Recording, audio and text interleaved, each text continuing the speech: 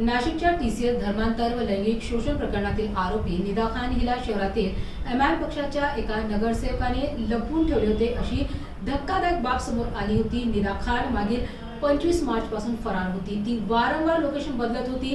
पोलिसांच्या वेगवेगळ्या पथकाने तिचा शोध सुरू ठेवला होता। पोलिसांनी या प्रकरणी मतीन पटेल यांना नोटीस बजावून त्यांचा मोबाईल जप्त केला आहे। याबाबत नाशिक पोलीस कमिशनर यांनी माध्यमांद्वारे सविस्तर माहिती दिली।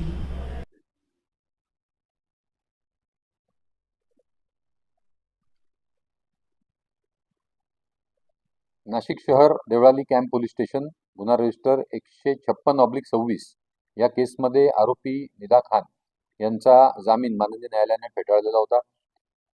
नाशिक शहर पोलीस व छत्रपती संभाजीनगर शहर पोलीस यांच्या जॉईंट ऑपरेशन मध्ये काल आरोपी निदा खान यांना छत्रपती संभाजीनगरच्या नरेगाव या परिसरातून ताब्यात घेण्यात आलेला आहे। तसेच नरेगाव परिसरातील स्थानिक नगरसेवक मतीन मजीद पटेल यांनी त्यांना आश्रय दिल्याचे निष्पन्न झालेलं आहे व त्यांना या गुन्ह्यामध्ये आरोपी करण्यात आलेला आहे।